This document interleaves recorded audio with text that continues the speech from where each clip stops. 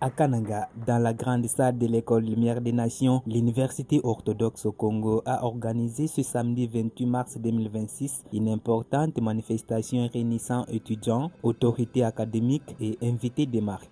Une journée intense placée sous le signe de l'engagement, de la sensibilisation et de la valorisation de la femme. Au début, j'avais dit la santé reproductive n'est pas une personne. La cérémonie débute par l'investiture officielle du nouveau comité estudiantin. Dans une ambiance solennelle, les nouveaux représentants des étudiants ont prêté serment, s'engageant à défendre les intérêts de leur père et à promouvoir les valeurs académiques.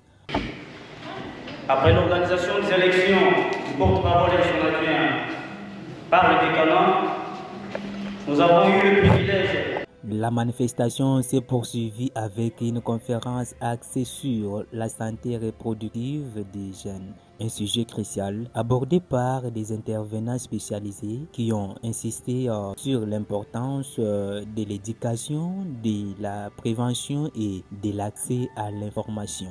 Les échanges ont été interactifs, permettant aux étudiants de poser des questions sans tabou et de mieux comprendre les enjeux liés à leur santé.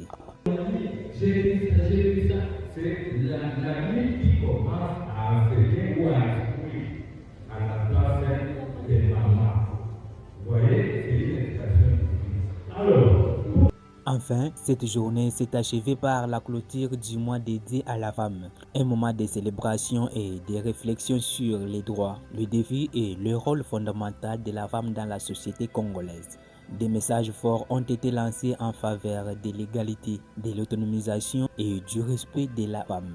À travers cette triple activité, l'Université orthodoxe au Congo démontre son engagement non seulement dans la formation académique, mais aussi dans l'encadrement social et citoyen de la jeunesse. Une initiative saluée par les participants qui appelle à la pérennisation de ce type d'activité. Bien, merci. Déjà, le thème, c'était sur la santé reproductive des jeunes. Nous savons bien qu'investir dans la jeunesse, c'est investir sur l'avenir. La jeunesse constitue une population de grandes capacités. Et les jeunes sont butés à des grandes complications, des problèmes de santé reproductive, tels que les avortements, les infections sexuellement transmissibles. Et déjà, ces jeunes ont le droit d'être informés, parce que l'arme la plus puissante pour combattre ces problèmes, c'est l'éducation, l'information et la communication. Même dans la Bible, on dit que mon peuple périt par manque de connaissances. C'est pourquoi cette conférence, premièrement, était pour l'objectif de sensibiliser la jeunesse congolaise sur la santé reproductive. Déjà, la prochaine étape, nous ne devons pas se limiter seulement ici. Nous allons descendre sur terrain, mobiliser les autres, les parents, pour que ces derniers s'impliquent dans la santé reproductive.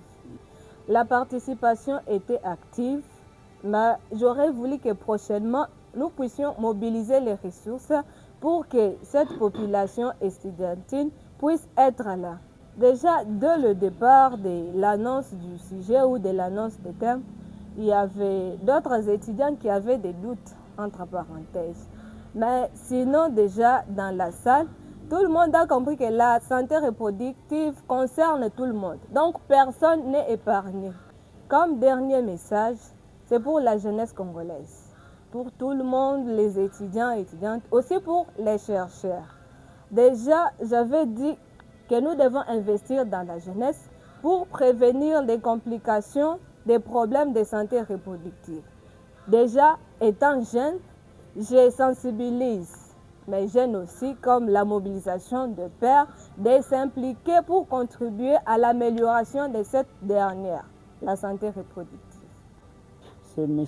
Georges Chimbombo Kankonde, étudiant en LD économie, Université orthodoxe, et aujourd'hui investi comme porte-parole de cette même université. Okay, M. Georges, aujourd'hui l'Université orthodoxe a organisé une activité,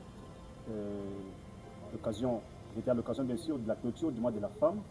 Et par la même occasion, l'université a aussi investi le gouvernement de son gouvernement. Vous, en tant que porte-parole des étudiants, quelle est votre émotion par rapport à votre nomination officielle aujourd'hui comme porte-parole des étudiants?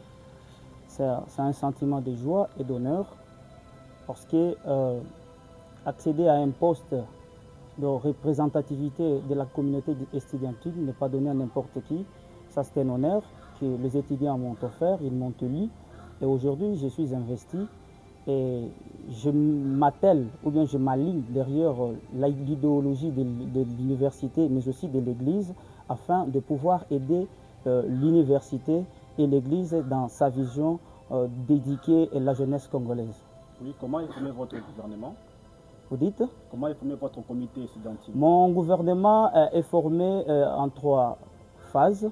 La première phase, c'est la présidence qui est appuyée par un secrétariat et un secrétariat rapporteur.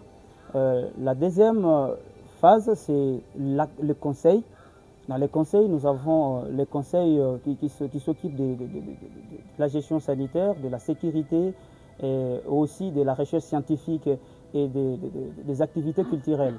Et aussi la troisième phase, c'est le ministère.